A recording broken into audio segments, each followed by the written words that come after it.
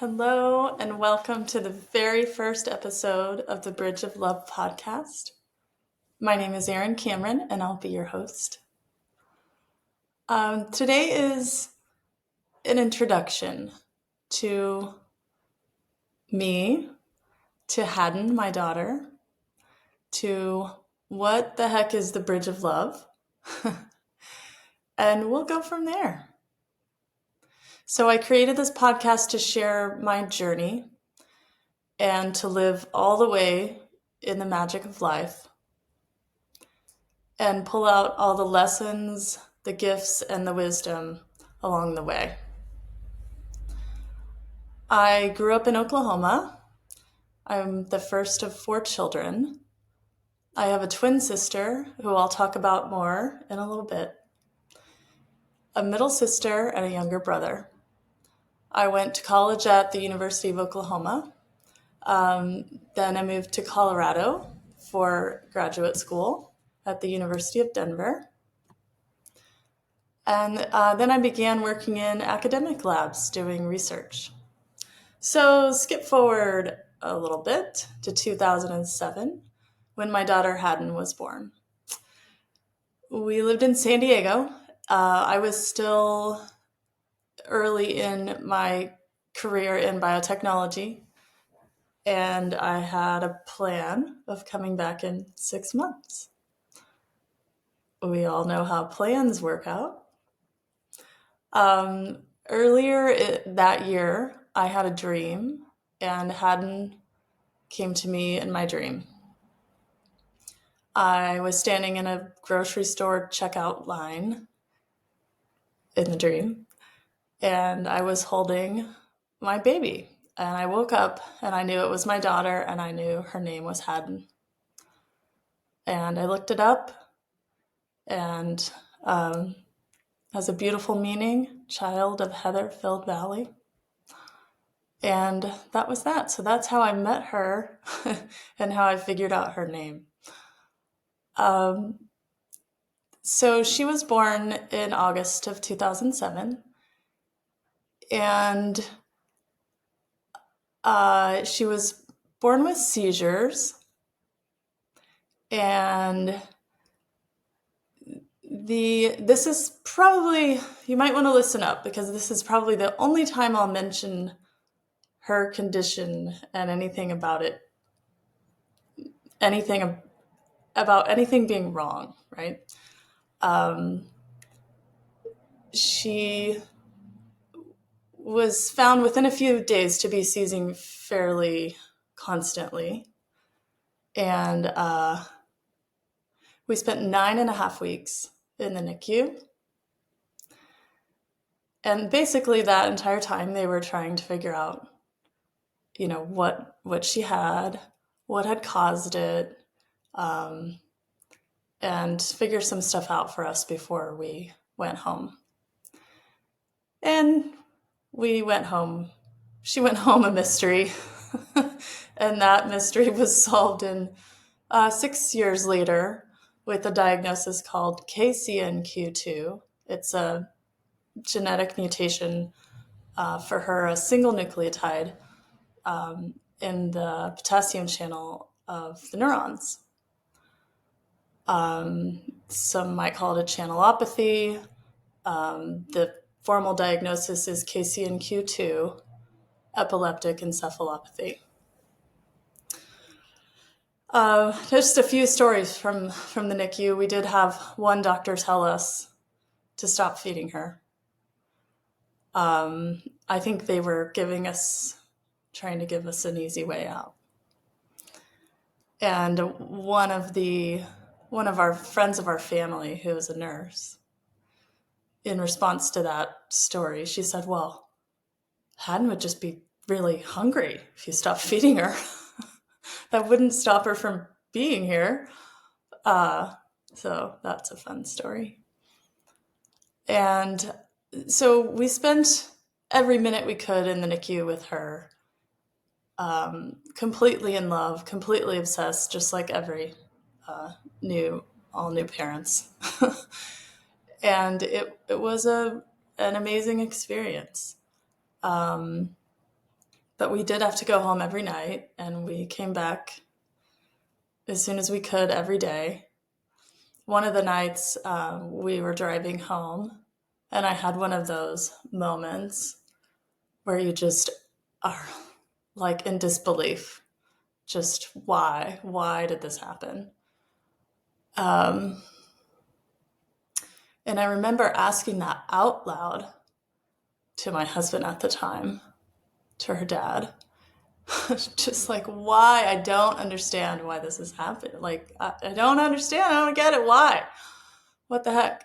And I look in front of us, and there's a car. The license plate on the car in front of us said H, had a HAV, the number 2, the letter B, and then the plus sign.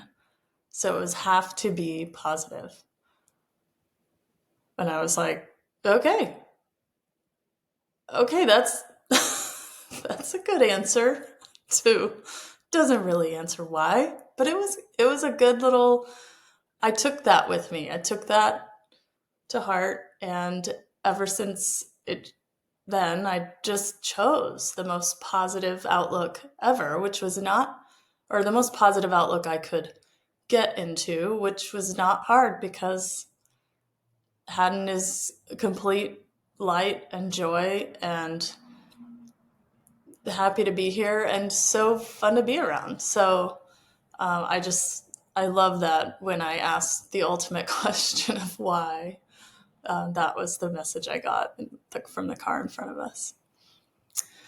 So 9.5 weeks later, we take her home, and my journey as a special needs mom began.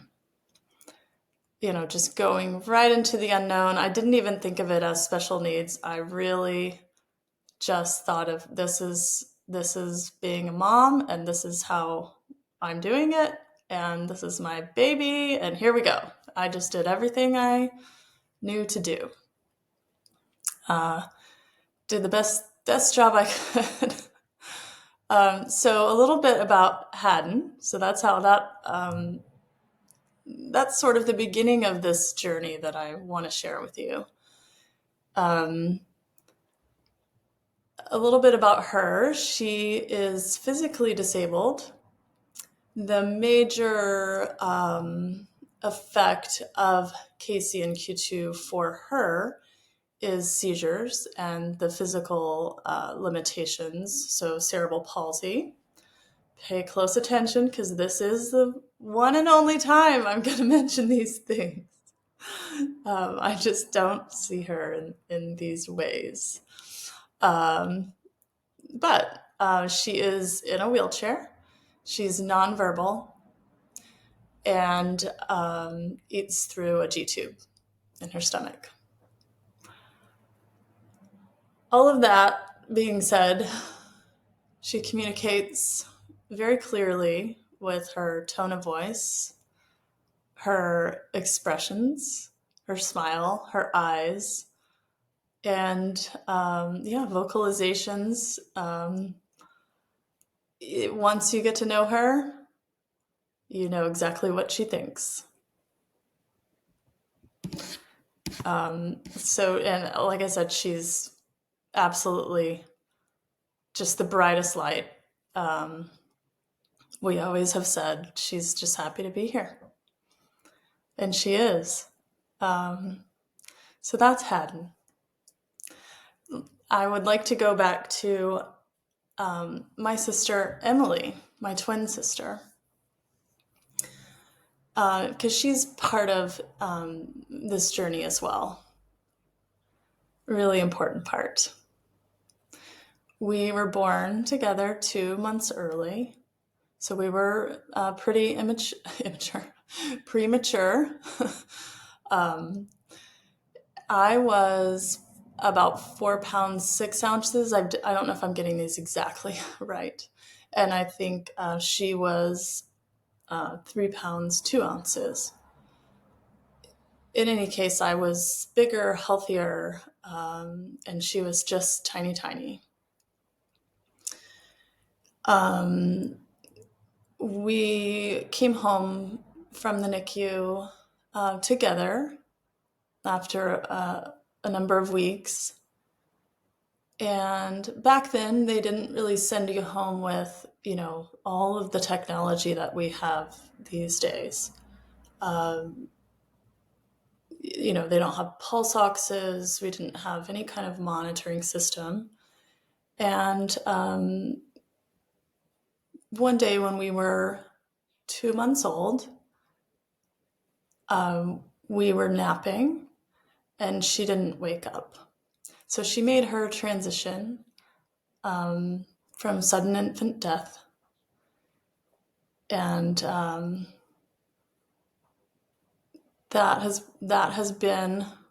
she has been a guide for me.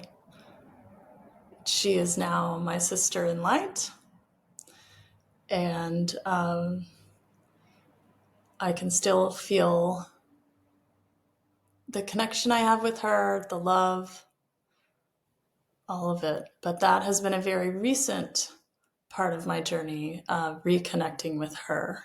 And it has sort of added to my experience with Haddon in really amazing ways. And so I credit both of them with guiding me on this journey that I want to share with you. So I wanted to tell another story about Emily. When I was my late 20s, I was doing yoga, and at the end of one of the, we're in the Shavasana at the end of a class, a really amazing class. I still remember it because it just transported me. I came out of my body so I could see my body laying on the ground, and I came out, and it was really freeing, really just amazing experience. I left all the stress in my body, all the worry, all of, everything you'd want to leave behind. And I was at complete peace. And she was there. I sort of met her spirit. I couldn't see her, but I knew she was there. And she told me that she was going to be at my wedding, which was within like a month. I remember it being pretty close. Maybe even a few weeks or days away. And I'm like, okay, cool. So I went back in my body, went on with my life, and I knew Emily would be at my wedding. So that was awesome. And at at the wedding, one of the younger kids came up to me and just out of the blue said, "You have a twin sister." This is right before it started. "You have a twin sister, don't you?" And I said, "Yeah, Emily." And she was just like, "Huh." And then she just ran off. She was like 5 or 6. So I thought, yep, she's here. The kids know. So that was awesome. And I just, from that moment on, knew that if anything big in my life happened, she was there. But I really didn't sense her every day. And I always missed her, even as a kid. I felt a bit of a lot of a gap there, spiritually. So it was sort of the subconscious loss, as you would, understandably experience if you hadn't, if you weren't super aware of it, right? I was a baby. I was a newborn. So that's Emily. Let's fast forward to late 2022. September, October, Haddon was about to have the biggest surgery I can remember her having. I mean, it was the one I was avoiding for her entire life.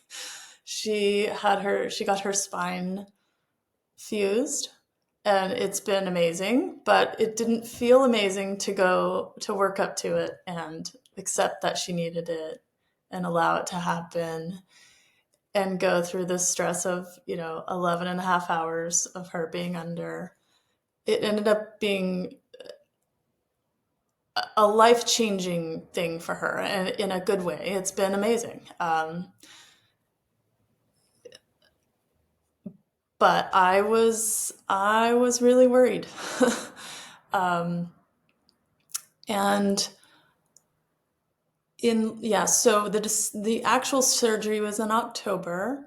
She did 6 weeks of traction to lengthen her spine, and then the procedure was December 6th.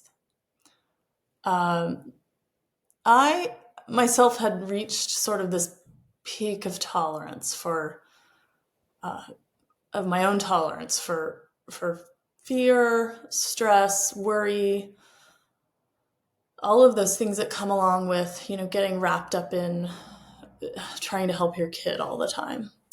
And with her, that was a fairly endless cycle if you wanted it to be. I had always done a pretty good job of taking care of myself, but this sort of sent me into new areas of stress relief and ways to deal with what I was about to face as her parent. She impressed everyone, the doctor, the surgeon, the anesthesiologist, the nurses. She was discharged in 5 days, something crazy like it normally takes like at least a week. And I knew after that experience, I was like, something else is going on here. Like, I didn't have anything to do with how well she did in that surgery. And I thought, she is just here. Like, she's here for something bigger. Like, that, it's like she proved to me, and this was not the first time, it's just the final time that I really took it in. And it was so clear that, she's here. Like, nothing's going to take her out until she's ready. She's here for something, she's here for something. I'm not the one. So that was one of the lessons there. And then the other being that I didn't do that. I supported her with love, and that's all parents can do. It's the most powerful thing parents can do. But there was nothing else that I did uh, to help her through that. She, in her own amazing physical, emotional, mental power, all of it, spiritual, all of it, she came through so quickly and was very quickly back to her normal, happy self, and even more so, more comfortable, all the things. But it kind of pushed me into this place of needing some stress relief, just to put it briefly. So I started meditating more, and some of those meditations were channeled, which at the time I didn't really know what that was, but I loved it, and could feel the energy coming through.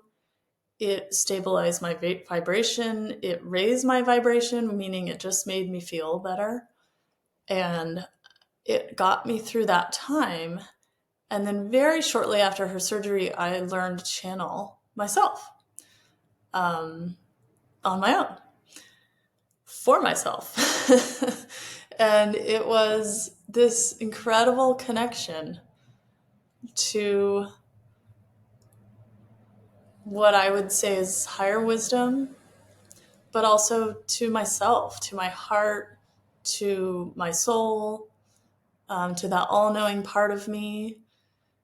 It made such a huge difference in my life, and has from that moment on. So I started channeling, my higher self, Haddon's higher self, which was amazing because being nonverbal, I hadn't gotten that like that communication, it was amazing. The first thing she said was, "Hi, mommy, I love you." And I had waited 16 years to hear that. Uh, Incredible. And the things that came through, so I channel her higher self, and I also channel Emily. And I started channeling all of us. And it was just incredible. And to this day, I mainly channel myself, Haddon, and Emily. And the so the name Bridge of Love came out of two channels, one from Haddon and one from Emily about 3 months later. And I want to read those to you. And then maybe the Bridge of Love will make more sense to you.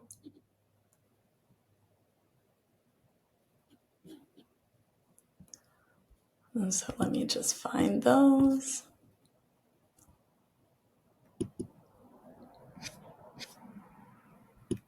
Okay, so this is May 3rd, 2023, and this is Haddon. So what I do is I just verbally channel her and record it on my phone usually, and then I type it out. And so I'm reading the typed version. She says, "Hi, mommy." That's how she usually starts with me because that's how I know her. "You are coming into new levels of awareness, and it's beautiful. Although none of this needs to be understood by your human brain. There is an awareness that occurs and is occurring for you on a deeper level, that the earth and everything happening on it in our world right now is connected to this vast, expansive field of consciousness that you are. That everything happening in front of your eyes came from and comes from you. All that is you. And in the same way, I created from all that I am, the me that is here now. We're creating together from this vast and glorious, all-powerful space that we hold with our consciousness. We hold the space for all things that are us and a reflection of us. And as we summon more energy into this space, into this consciousness that we are, it brings with it so many possibilities and potentials for our lives, for creation, our creation. So summon with me. Let's create what we came here to create. Let's bring it into form. We are powerful enough to do this. You are powerful enough to do this. In this space, you can see me as I really am. And as you, in your power, can see the human me aligning with the divine me, healing occurs. You are able to merge the human me with the pure, all-powerful light and love that is you, that is me, that is all things in their truth. We are both here in this life for a much grander purpose, one that we have prepared for, all of this life and in every lifetime before. It is unfolding perfectly. I almost don't need to tell you what to do because you're already doing it. I am coming through you, through your love, through our love, and others can feel that. As I come through you, now in this moment, you are merging the human me with all that I am and all that you are. This is the bridge. You allowing me through you is exactly that. It is you allowing me through you. And as you raise your frequency and vibration in every moment, oh, that becomes so easy and so fun. And it flows through like a waterfall of joy. The joy that we came here to experience together. It's just the best. You didn't come here to get stuck. You didn't come here to be stuck. You've never been stuck. You have always been this powerful, beautiful creator, this powerful, beautiful light. It has been within you for all eternity. It is you. And you came into this lifetime to realize this you, to realize this light, to realize its beauty, to realize its power, and to realize all the joy that comes from it back to you in the form of love, connections, health, well-being, my health, my well-being, my healing. It is all possible through you. And the more you allow, the more your human will come fully into this realization in every moment with effortless ease. I love you, Mommy. Be in your awareness. The playing is what we're here to do. The creating is what we're here to do. And I am so happy that we chose to do it together. It brings me great joy and pride. You have always brought me those things because this has always been us all along. Let's go be us. Haddon.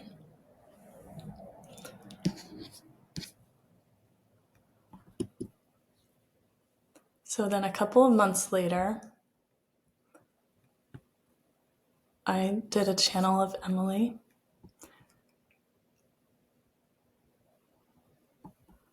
This was in August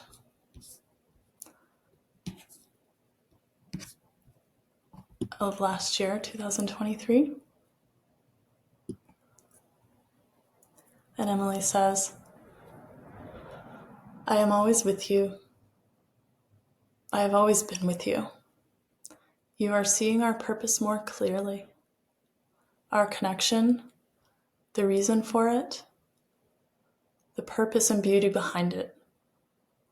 My connection to you and Haddon. Your journey through loneliness was one of discovering that you were never and are never alone. She says that a lot. The love that you have for Haddon opened your human up to an awareness, a consciousness in which you could connect to me, even though you already knew we were connected always. It is a knowing that has been inside of you. We are part of your journey. We are not a part of your wholeness, but we are a part of your journey into that wholeness. Because when you recognize that you are never alone, it frees up so much energy to come back to you and your full purpose and your full joy. And all of these people that you're meeting on this journey are coming at a time when you're ready to be supported and recognized for the real you. They can see you. They will help you see you. It's so beautiful.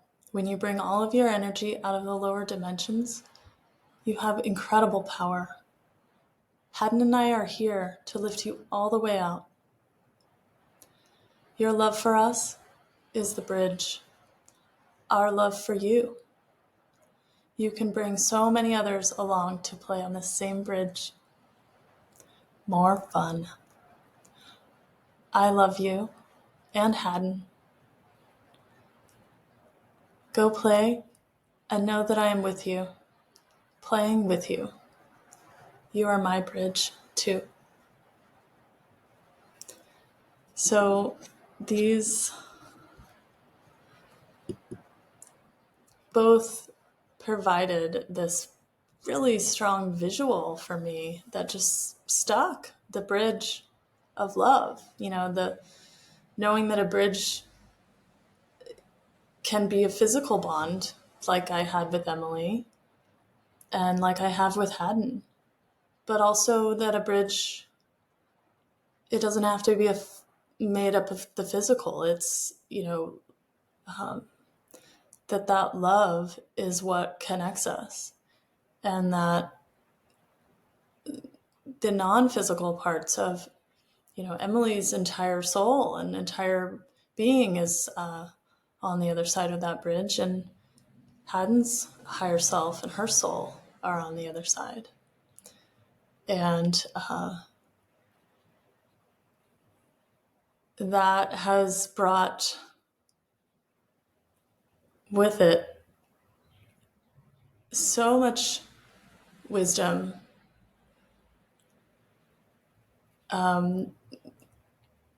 Both of those connections have guided me constantly in the past year,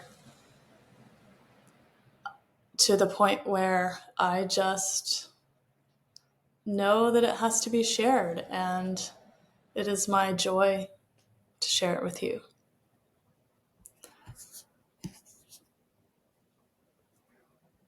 So I'm really excited for how this is going to unfold. And I'd be so happy to have you join me on the bridge of love and watch it unfold with me. We'll have, different lessons, different gifts that I focus on. This is my space, our space, to focus on the positive, the magic. This is really it. I want to live all the way in the magic. And I feel like I do with their guidance. And now I want to bring you along with me and with us. So thank you for joining me. And so much love from all of us. If you'd like more, you can visit my website. It's erincameron.org. You can email me from there, erin@erincameron.org. If you have any questions or just want to say hi, there's a website, or there's a email sign up on the website, and we also have a community called the Happy Bubble, and I'd love to see you on that. It's a virtual online meeting community, which is just going to be amazing. So let's do it. Love you all. Till next time. Bye.